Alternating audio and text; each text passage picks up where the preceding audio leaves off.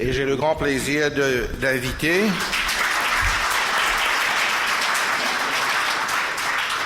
le professeur Kovačič, chef de service de radiologie au CHU de Montpellier, pour nous parler du sujet « Quand et quelle surveillance pour un nodule isolé de découverte récente ?» Professeur Kovačič. Donc, merci beaucoup pour cette invitation. Puis je suis très heureuse de parler juste après Fabrice Paganin, dont j'ai été l'externe, tu te rappelles, en 6e année. Voilà. Donc, voilà. Donc là, aujourd'hui, je prends ma casquette de radiologue thoracique, puisque je travaille dans un hôpital cardiothoracique à Montpellier. Et donc, je vais vous parler de la surveillance pour le nodule. Et que faire en cas de découverte d'un nodule, ce qui n'est pas la même chose que le dépistage. Ce n'est pas la même chose. Donc ici, la problématique, c'est que les nodules pulmonaires, quand on fait des scanners, on en trouve beaucoup et la prévalence est 25 à 50% des fumeurs en ont et que 95% des patients sont, dans 95% des cas, c'est bénin. Donc on ne peut pas se jeter sur tous les nodules, il nous faut avoir des critères. Donc évidemment, la détection augmente plus on fait de scanners et ça pose le problème du dépistage sur lequel je ne reviendrai pas. Donc l'analyse épidémiologique des pratiques ont montré qu'on trouvait beaucoup de nodules. Plus on faisait de scanners, plus on trouvait des nodules et que pour autant, finalement, on avait une stabilité du nombre de cancers qui étaient diagnostiqués. Donc ça, c'est quand même un problème. Est-ce qu'il faut faire des scanners ? Il faut qu'après, il y ait un suivi qui soit organisé et qui fonctionne.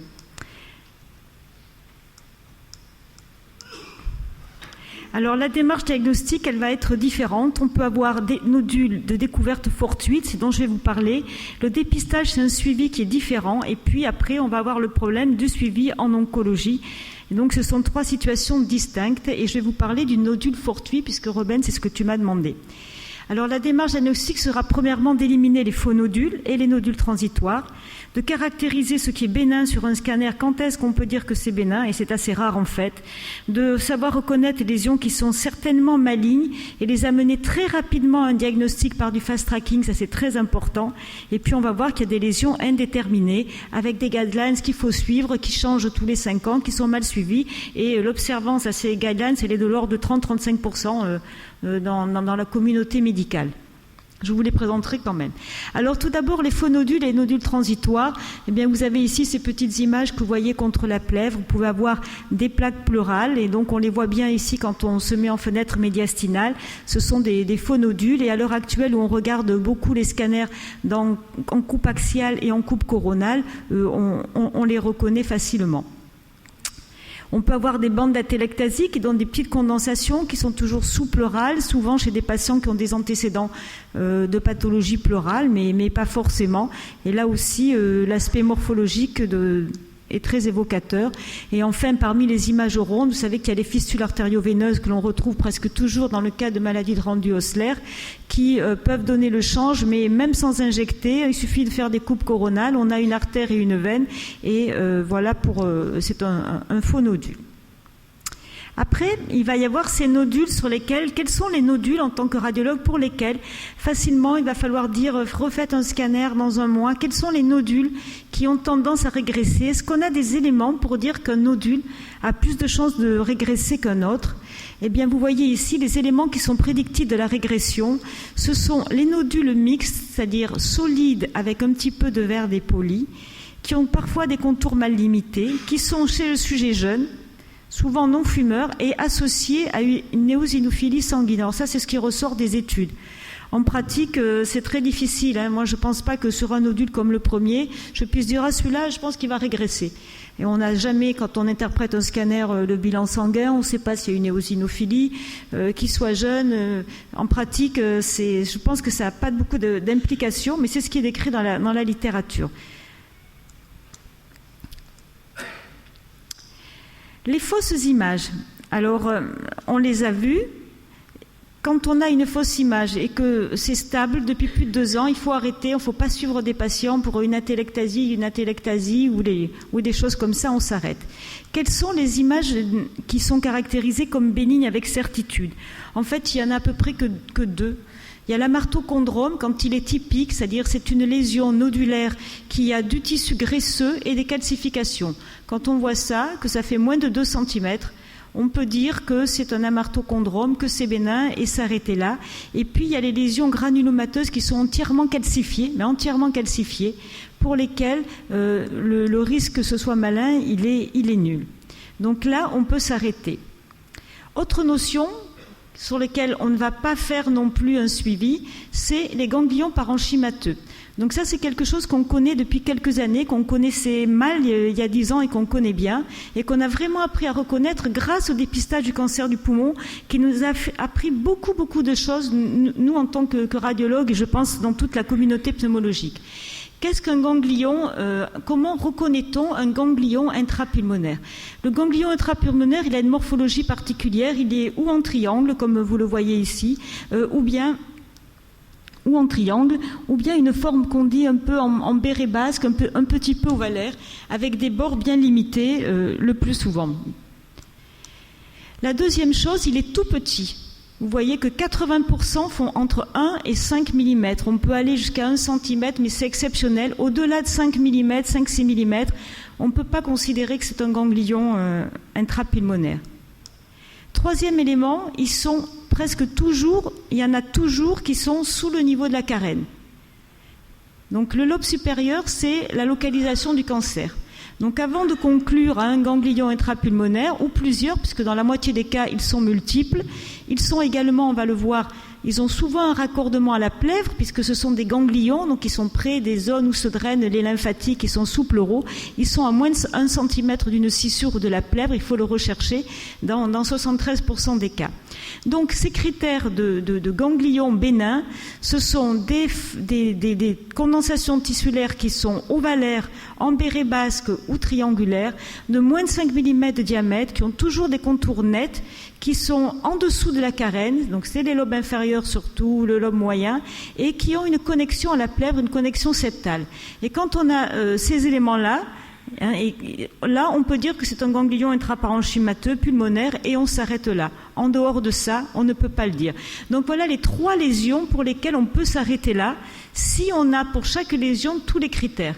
Et si on n'a pas tous ces critères-là, là, on va arriver devant les lésions qui peuvent être malignes. Alors parmi les lésions qui peuvent être malignes, il y a celles qui sont certainement malignes, où on le sait en faisant le scanner.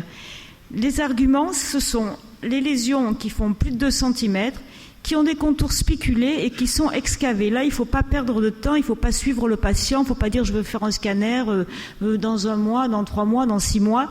Non, ce n'est pas normal et celui-là va devoir avoir une confirmation histologique et être confié donc pour une prise en charge, si possible, rapide. C'est pressé le cancer du poumon, il faut les détecter petits, sinon on ne les guérit pas. Donc là, il ne faut pas perdre de temps. Et parmi ces lésions qui sont certainement malignes, il faut revenir sur le problème des calcifications. Il y a des critères de calcification, je vous ai dit le granulome entièrement calcifié, qui est que du calcium, c'est souvent bénin, c'est bénin, mais par contre on peut avoir des calcifications dans un nodule, ce n'est pas un signe de bénignité du tout, et ces calcifications elles sont plus souvent excentriques ou bien petites, un petit peu irrégulières, un petit peu au hasard, et c'est ce qu'on va retrouver, et c'est pas du tout rassurant. Ensuite, on va avoir des nodules. Vous savez que les nodules, on les caractérise de 3 façons. Ils sont solides, ou bien ils sont en verre dépoli, ou bien ils sont mixtes, semi-solides. Et la démarche diagnostique va être différente pour ces éléments. Donc, je vous ai montré des nodules donc bénins. Là, vous avez un nodule mixte qui persiste. Il a un centre qui est dense et du verre dépoli autour. Et c'est quelque chose qui ne doit pas nous rassurer du tout. Alors, je vais vous présenter les recommandations de la Fleischner Society, qui est la société qui un peu nous dit comment travailler sur la prise en charge de ces nodules que l'on retrouve de façon incidente. Il faut savoir, et ça c'est important, que ces recommandations s'appliquent dans un cadre très particulier de nodules qu'on va découvrir, mais il faut exclure les patients jeunes qui ont moins de 35 ans parce que l'étiologie maligne n'est pas la plus fréquente, les patients qui ont de la fièvre parce que là on ne rentre plus dans ce cadre de figure, on peut avoir des tas d'autres pathologies, les patients qui sont connus parce qu'ils ont un cancer ailleurs, ça peut être une lésion secondaire, donc ça ne s'adresse pas à ces patients-là, ça s'adresse aux autres. Et ces recommandations concernant le nodule solide, depuis 2017, voilà ce qu'elles nous disent. Alors c'est un tableau, je vous le donne, et je pense que vous l'aurez sur la clé USB. Ça change à peu près tous les ans, donc il faut l'avoir affiché au-dessus de la console de scanner quand on fait beaucoup d'imagerie thoracique. Il y a 2 cas de figure. Il y a le patient à faible risque et le patient à risque élevé. En gros, il y a le non-fumeur et le fumeur. Un peu, c'est ça. Et l'âge. Après, il y a les nodules de moins de 6 mm. Si le risque est faible, on n'en fait rien du tout, il n'y a pas de suivi. Si le risque est élevé, c'est un fumeur, on est une population à risque, donc lui, on va lui refaire un scanner à 1 an, et si ça n'a pas bougé, on va s'arrêter là. Il y a ceux qui font moins d'1 cm, moins de 8 mm. Là, on va avoir un suivi. Dans tous les cas, c'est plus inquiétant avec un scanner qu'on refera à 6 mois, entre 6 et 12 mois. Et puis, si on a des lésions, et puis qu'on va renouveler 1 an après pour le nodule solide. Et puis, si on a un nodule de plus de 8 mm, là, on fait un scanner carrément à 3 mois parce qu'il ne faut pas perdre de temps et on va aller rapidement au PET scanner et à l'histologie. Vous voyez, le nodule solide, on va s'arrêter au bout de, on va dire, risque élevé, 1 an, voire 2 ans de le suivre. Parce que ce sont des lésions qui, en général, ont un temps de doublement assez rapide. Donc, si ça n'a pas bougé dans 2 ans, on ne se pose pas de questions. Le nodule semi-solide, c'est différent et ce sont souvent des lésions pour lesquelles on peut avoir un temps de doublement qui est beaucoup plus long. Donc vous voyez ici, ce que je vous ai mis ici, c'est des patients qu'on va suivre jusqu'à 5 ans. Alors, ces nodules semi-solides, ça a été une découverte du dépistage. On ne les connaissait pas avant, en tout cas en verre dépoli. On était rassurés par ces images, mais pas du tout. Ce sont souvent des petits cancers et des petits cancers curables. Donc je me permets d'insister parce qu'il ne faut pas être rassurant sur ces lésions-là. Il faut les suivre, il faut faire des scanners de suivi, 3 mois, 6 mois, selon la taille, etc. Mais surtout, il faut les suivre longtemps parce que ce sont des cancers qui ont des temps de doublement qui sont longs. Ma dernière diapo sur les limites et l'avenir. L'avenir, ce n'est pas de mesurer. Quand on dit qu'on mesure un nodule, c'est significatif quand il prend plus de 2 mm sur un diamètre en 6 mois ou en 1 an. 2 mm avec un caliper, c'est rien, on peut se tromper, c'est pas fiable. La seule façon d'être vraiment fiable, c'est de mesurer le volume. Vous savez que quand le diamètre il augmente de 30%, le volume double. Et là, quand on mesure les volumes, on est très sensible. Une augmentation de plus de 20%, c'est ce qui permet de faire le diagnostic. Et là, c'est ma dernière diapo concernant les nodules semi-solides que vous verrez beaucoup. Il y a quelque chose qui est très important, c'est de regarder la partie dense de ce nodule en verre dépoli, parce que c'est celle-ci, alors que le volume total de la lésion que le logiciel pourra mesurer ne va pas changer. Cette partie dense, elle augmente, et ça, c'est un signe de malignité. Ça, on le sait, et donc à l'heure actuelle, on a des logiciels qui permettent de nous montrer l'augmentation de la partie dense, et c'est un vrai cancer. Vous voyez, 2003, 2010, si on s'était arrêté, on aurait pu en 2005 le traiter et le guérir, ce patient. En 2010, là, c'est pas sûr qu'il soit guéri. Voilà. Je vous remercie.